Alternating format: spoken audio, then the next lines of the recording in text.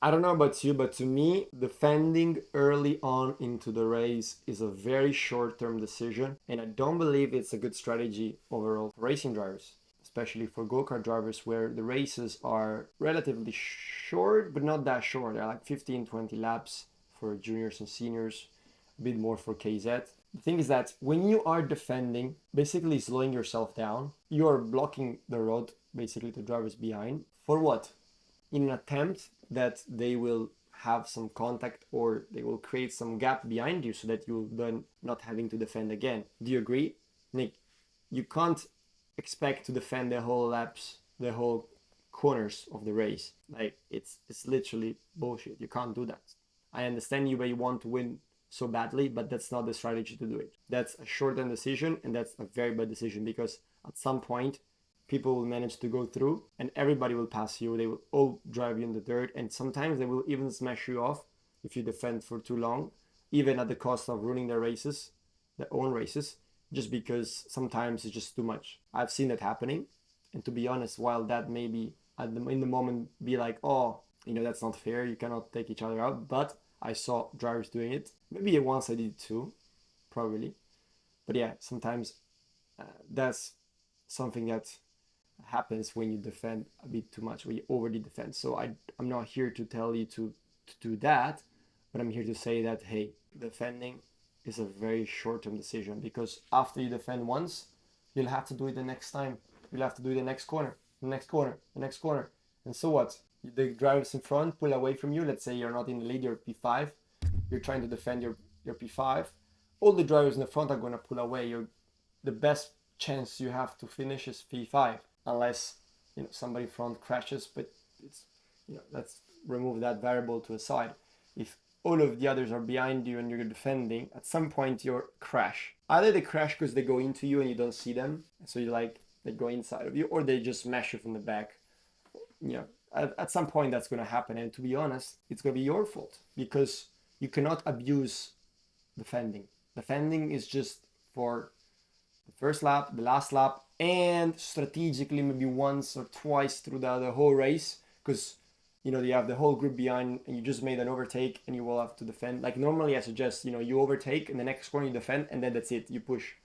If the driver behind is so stupid to overtake you back, despite you being faster than him, you catch him up, you pass him, and he passes you back the first the next corner, the corner after, you need to pass him and driving on dirt. Period. He needs to understand he has screwed up. And I'm so honest on that. So freaking honest on that. You do not want people to overtake you back. If they do that, it's because they disrespect you. So do not obviously give them the chance to overtake you. So it's like, let's say you're in a group, you overtake the last driver in the group. So you're going to be the first driver of the group. You cannot expect that the next corner, the driver behind is going to be like, oh, he just passed me. I'm slower.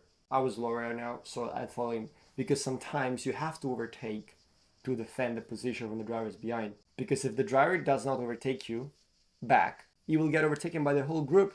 So he has to do it in the moment. It's like he sees, oh shit, I have 6 drivers behind. So either I defend or overtake you, but like defending already means like overtaking you because at the same time, like you're not defending.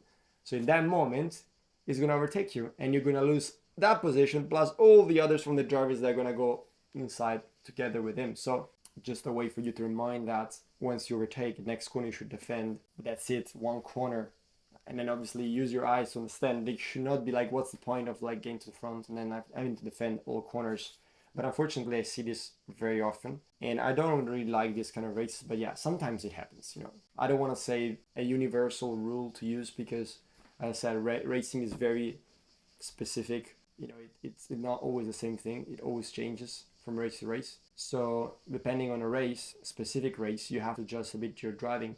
But having the racing intelligence, having the racecraft skills is going to help you big time for the moment that counts. But please do not start to defend early on and just like, oh, I'm going to defend. No, because it's such a short-term decision. It's going to lead into a crash or very likely a crash. Yeah, just like if you have to do it after an overtake, 1 corner, maximum 2, and then you'll find at some point fast corners where the group is going to be spread a bit, and then you just have to push. And if you drive well enough, like this is the point, when you overtake and you lean a little bit on the driver, you lose a bit of time, you gain 1 car length, and then you start to drive really well, he has zero chance of overtaking your back, I promise you. If you overtake properly, and if you drive really well, the corners after, the laps after, he's not going to pass you back. Because if you overtook him, it means you had more pace, right?